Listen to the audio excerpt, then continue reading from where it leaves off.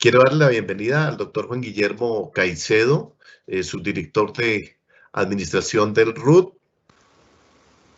para que nos comparta sus conocimientos y sus experiencias sobre el impacto de la Ley de Inversión Social en los temas precisamente relacionados con el Registro Único Tributario. Bienvenido, doctor Juan Guillermo. Muchas gracias, doctor Carlos, y gracias a todas las personas que nos acompañan en la mañana de hoy, en este proceso de divulgación que estamos adelantando sobre los beneficios y todo lo que nos trae la Ley de Inversión Social. Como lo mencionaba nuestro jefe, el doctor Julio Lampreda, al inicio de su intervención, es muy importante tener claro que la Ley de Inversión es no precisamente una reforma tributaria, sino una ley en la que se busca facilitar el tema de la inversión social, pero nada de eso también vienen unos temas asociados a los mecanismos de la lucha contra la evasión, que precisamente se encuentran contenidos en el título 2 de la Ley 2155. En la mañana de hoy y desde mi subdirección vamos a hablar de dos temas, que son la inscripción de oficio en el RUT y el registro único de beneficiarios finales o RUT. Entonces, bueno, como les comento, en el título 2 vienen dos temas, además de otras herramientas de lucha contra la evasión que mis compañeros más adelante van a compartir con todos ustedes, y vamos a referirnos en este espacio a estos dos mecanismos. Inicialmente vamos a hablar de lo que es la inscripción de oficio en el RUT. Bueno, como ustedes saben, ustedes son, digamos, nuestros aliados estratégicos en este tema. El registro único tributario es ese mecanismo que utiliza la DIAN para identificar, para ubicar y para clasificar a todos los sujetos de obligaciones que administramos nosotros como Dirección de Impuestos y Aduanas Nacionales. Entonces, en ese sentido, el registro único tributario se convierte como en la columna vertebral de la información que posee la DIAN, y la cual utiliza para los diferentes mecanismos o para los diferentes procesos que se adelantan en las áreas técnicas que permiten llevar a cabo el cumplimiento oportuno de las distintas obligaciones que como ciudadanos debemos cumplir. En ese sentido, el artículo 12 de la Ley 2155 de 2021 modificó el parágrafo 2 del artículo 555-2 del Estatuto Tributario, que como ustedes saben, este artículo se refiere al registro único tributario, en donde pues, nos indica que es ese mecanismo que utilizamos para identificarnos, para ubicar y clasificar a nuestros clientes, y nos habla también de la oportunidad de la inscripción en el registro. Entonces, como ustedes saben, la oportunidad de la inscripción en el registro en el RUT se debe dar de forma previa al inicio de la obligación o al cumplimiento de alguna obligación, antes del inicio de la realización de una actividad económica, o previo al cumplimiento de alguna obligación. Por ejemplo, el caso de los declarantes de renta, para poder cumplir su obligación de declaración, tienen que estar inscritos de manera previa en el registro único tributario. ¿Qué es lo novedoso que trae esta modificación que incluye la ley? Se modifica el parágrafo 2, dándole la posibilidad a la DIAN de inscribir de oficio en el RUT a cualquier persona natural que, de acuerdo con la información que disponga, sea sujeto de obligaciones administradas por la entidad. Para lo anterior, el Departamento Nacional de Planeación, la Registraduría Nacional del Estado Civil y la Unidad Administrativa Especial Migración Colombia compartirán de forma estándar la información básica necesaria para realizar ese proceso de inscripción. Como les mencionaba, el RUT tiene tres elementos básicos que son requeridos para poder realizar ese proceso de inscripción de manera oportuna, y son los datos de identificación, los datos de ubicación y los datos de clasificación. Resulta que para el cumplimiento de las obligaciones, muchas veces nuestras áreas técnicas identifican la obligación que deben cumplir algunos de nuestros ciudadanos y que pues están, digamos, omisos en ese cumplimiento, lo cual da lugar a ese proceso de inscripción oficiosa por parte de la DIAN para que se identifique que la persona debe cumplir una obligación tributaria. Pero pues tenemos el inconveniente de no contar con la suficiente información o la información básica requerida para llevar a feliz término ese proceso de inscripción. Entonces, lo que nos trae la ley es que nos permite hacernos aliados estratégicos de estas tres importantes entidades que manejan fuentes de información muy confiables, para poder realizar ese proceso de manera exitosa. Entonces vamos a tener intercambios de información con la registraduría para garantizar, y con Migración Colombia para garantizar los datos de identificación de esos potenciales personas que deben estar inscritas, y adicionalmente con el DNP, que también maneja algunas fuentes de información importantes, poder acceder a los datos de ubicación de algunos de nuestros ciudadanos. De esta forma, esos esfuerzos que se realizan en la identificación de omisión de obligaciones de personas que no están inscritas en el registro, pues vamos a tener la materialización como tal de esa inscripción para dar origen a todos los procesos que ustedes perfectamente conocen respecto de las obligaciones tributarias. Y como lo comentaba el doctor Julio Lamprea en su intervención, va a estar asociado también a otros procesos como el tema de la factura, que más adelante vamos a ver con el subdirector de factura electrónica. Eso en cuanto a la inscripción de oficio en el RUT. El otro tema relacionado con los mecanismos de la lucha contra la evasión es el registro único de beneficiarios finales. Si bien es cierto, y yo sé que ustedes son estudiosos de la materia, desde las reformas pasadas, desde la ley de 1943, ya se venía incorporando el tema del beneficiario final, pero lamentablemente no se desarrolló apropiadamente, y pues hoy en día, digamos, antes de la ley existía este término, pero pues no había sido reglamentado apropiadamente. Lo que nos trae la ley es una modificación de los artículos 16.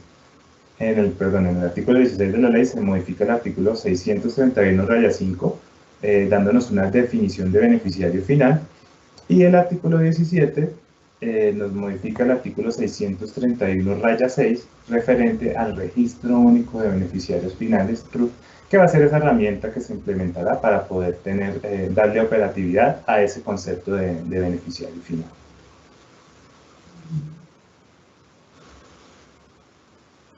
Bueno, entonces, como ustedes bien recuerdan, por allá la anterior reforma manejaba una definición de lo que es beneficiario final para unos términos en el parágrafo 4 del artículo 23-1 del estatuto, pero por allá en el 631-5 trae otra definición, y en el 631-6 otra definición. Entonces lo que se busca acá es dar una definición precisa y estándar, acorde a los estándares establecidos por entidades de corte mundial, como son el GAFI, el Grupo de Acción Financiera Internacional, con el fin de tener precisamente una definición muy clara de lo que debe ser un beneficiario final sujeto a reporte, bien sea por una persona jurídica o por una estructura jurídica.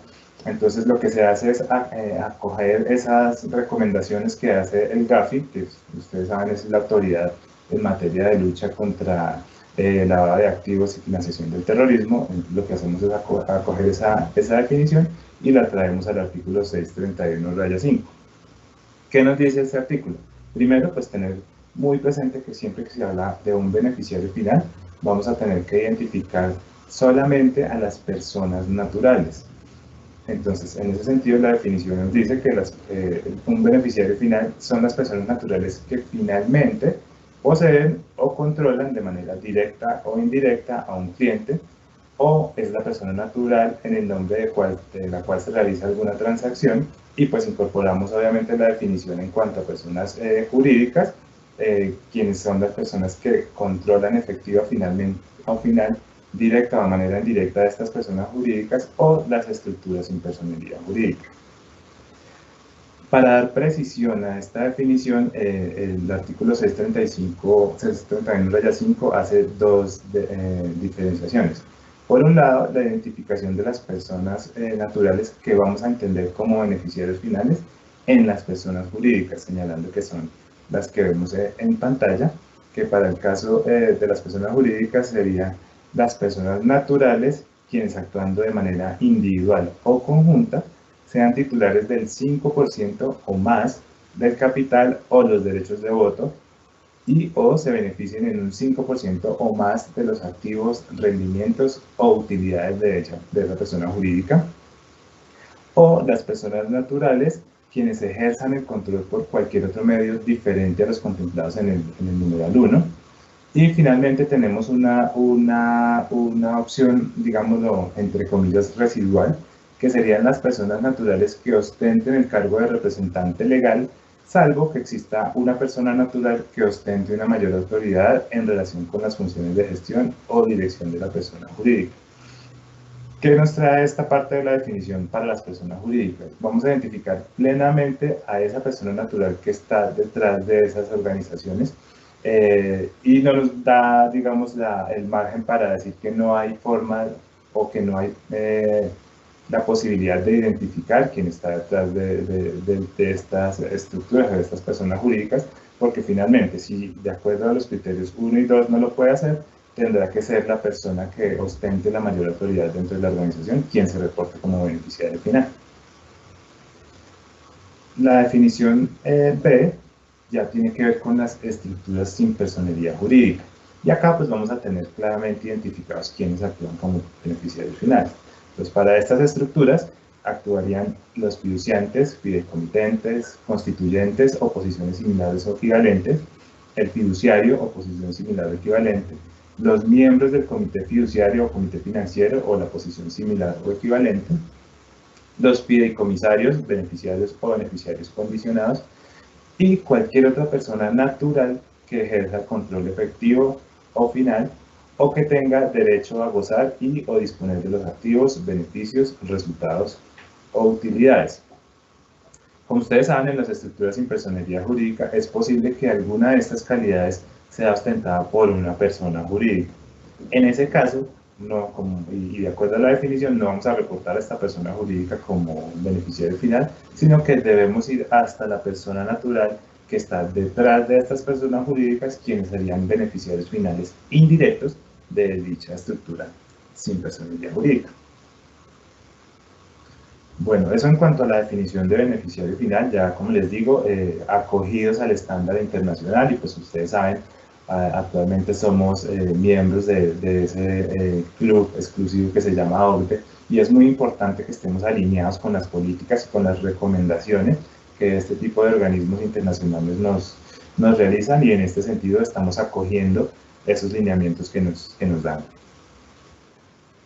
Por otra parte, se modifica en el artículo 17 de la Ley de Inversión Social, se modifica el artículo 631-6, en el cual vamos a incorporar la definición del registro único de beneficiarios finales. ¿Y qué nos dice el artículo? Nos dice, creas el registro único de beneficiarios finales, RUT, el cual hará parte integral del registro único tributario, RUT, cuyo funcionamiento y administración está a cargo de la DIAN.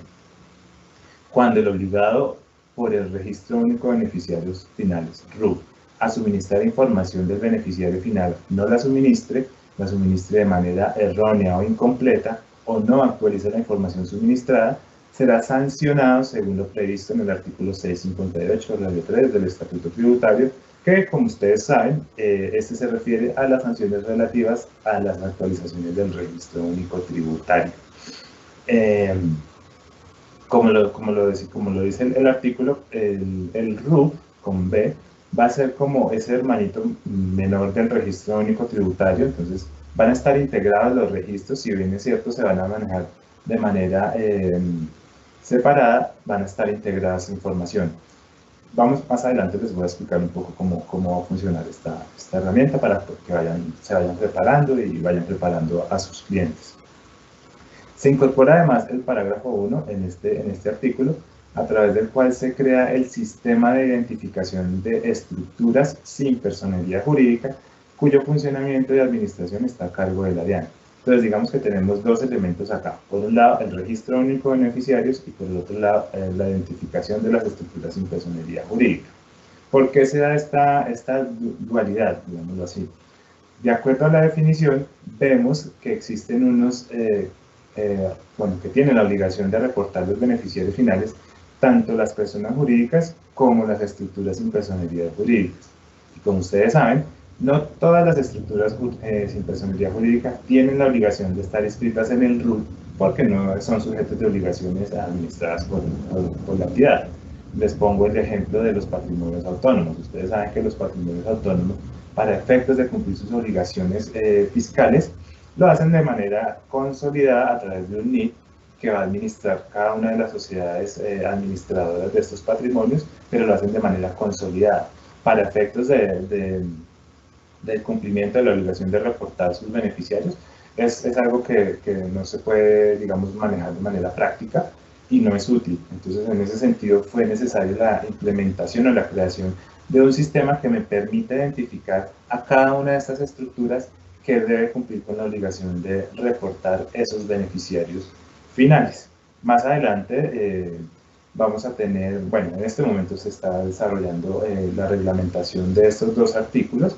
Próximamente será publicado el proyecto de resolución a través del cual se reglamenta y pues en el cual esperamos recibir los comentarios por parte de ustedes. Bueno, para explicarles grosso modo cómo funciona el tema de los beneficiarios finales, vamos a ver esta sencilla gráfica en la cual vamos a partir de una sociedad que tiene en su composición societaria distintos participantes, por llamarlo de alguna forma. Entonces tenemos esta sociedad en la cual vamos a identificar unas personas naturales que se benefician directamente, ¿sí? Esta persona tiene el 10% del capital, esta persona tiene el 8% del capital y esta persona tiene el 6% del capital. De acuerdo a la definición incorporada en el artículo 631-5, vamos a ver que estas tres personas naturales se reportarían como beneficiarios finales directos de esta sociedad, ¿cierto? ¿Qué pasa con el resto del capital? Tenemos que de la composición de capital de esta sociedad, hay una persona jurídica que posee el 30%. De acuerdo a nuestra definición, esta persona jurídica como tal no se reporta como beneficiario final, porque pues no es una persona natural. Entonces, en este caso, residualmente, esta persona jurídica debe proceder a reportar cada una de las personas naturales que componen su capital. Aquí, bueno, ya tendríamos una parte del capital, pero adicionalmente esta sociedad gestiona sus recursos a través de patrimonios autónomos, que son administrados por una sociedad fiduciaria. Entonces, esta sociedad fiduciaria administra el patrimonio autónomo 1 y el patrimonio autónomo 2. A través de estos patrimonios que son estructuras sin personería jurídica, tienen también unas personas naturales detrás de dichas estructuras, quienes serán los que tienen que reportarse en titularidad o en cabeza de estos patrimonios autónomos administrados por la fiducia. Y de igual forma, este patrimonio autónomo 1 puede estar constituido a su vez por otro patrimonio autónomo administrado por otra sociedad fiduciaria que tendrá que hacer el mismo ejercicio, hacer ese proceso de identificación de las personas naturales que se benefician de la constitución de dicho patrimonio autónomo. Y lo mismo para este patrimonio autónomo. Entonces, ¿qué vamos a tener acá? Beneficiarios finales indirectos de la sociedad a través de los cuales estos patrimonios autónomos gestionan el capital de esta sociedad. Esto, digamos, es, en términos generales, la definición de lo que es un beneficiario final directo e indirecto.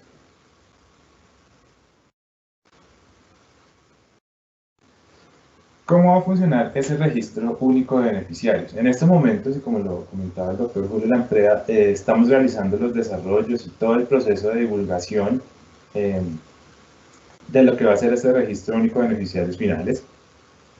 Nosotros sabemos que todos ustedes están muy familiarizados con el tema de la información exógena y vamos a implementar dos herramientas que van a permitir facilitar ese registro. Por un lado, una herramienta que es la presentación de información por envío de archivos, en los casos en los que la sociedad o la estructura deba reportar una gran cantidad de beneficiarios finales, lo podrán hacer de manera sencilla a través de un prevalidador que les va a permitir hacer ese envío de la información. Pero adicionalmente, y el grueso, por ejemplo, de las sociedades, de las personas jurídicas, podrían tener sencillamente que reportar una o dos personas dependiendo de las calidades, ¿no? Pues obviamente en ese caso no se justifica hacer una presentación por carga masiva. Lo que vamos a hacer es implementar a través de una funcionalidad por pantalla el ingreso de cada uno de los beneficiarios finales. Entonces, digamos, vamos a tener la posibilidad de hacerlo bien sea por carga masiva o por una carga individual de la información. Se hace la gestión de las dos formas, se ingresa al servicio que se va a implementar y una vez se haga un reporte inicial de la información, pues se tiene que empezar a actualizar la información cada vez que se produzca un cambio en la composición pues, del capital de la sociedad que implique la modificación de los beneficiarios finales. Realizado ese reporte, pues se firma, se registra el formato y ya tendríamos la presentación como tal de los beneficiarios finales ante la entidad. Importante aclararles que, bueno, y nos decían en otra charla que realizamos, ¿por qué desarrollar un sistema adicional teniendo ya el registro único tributario que pues debería tener, digamos, la misma funcionalidad? Y pues sí, hay que tener en cuenta que de todos modos el registro único tributario muestra o enseña algún tipo de información, hay que proteger los datos, entonces tenemos que por un lado garantizar la protección de los datos, esta información no puede estar sometida pues, digamos, al público, no es pública. Y adicionalmente las características de las condiciones que tiene el registro único tributario que hoy todos conocemos, dificulta un poco adicionar la información del registro único de beneficiarios. Entonces lo que se hizo fue, si bien es cierto, van a estar integrados, se va a manejar a través de una funcionalidad diferente que va a permitir cumplir con esta obligación. Adicionalmente, y como les mencionaba anteriormente, no todas las estructuras sin personería jurídica que tienen la obligación de reportar a los beneficiarios finales tienen el MIT, entonces no todas tienen la posibilidad de hacer la gestión como tal de la información a través de la funcionalidad de envío de archivos. Esto era lo que les quería contar respecto a los beneficiarios finales. Como les comentaba anteriormente, próximamente vamos a tener a disposición de todos ustedes el proyecto de resolución en el cual reglamentamos el proceso para que ustedes hagan sus comentarios, nos ayuden a enriquecer como tal el proyecto y estaremos muy pendientes de las observaciones y las sugerencias que ustedes tengan al respecto. Muchas gracias. A usted, doctor Juan Guillermo, gracias por su intervención, por su participación y por la colaboración. Estoy seguro que los contadores públicos de Colombia seremos actores claves en el proceso de la reactivación económica después de todo el sufrimiento de la pandemia y seremos partícipes del crecimiento del PIB.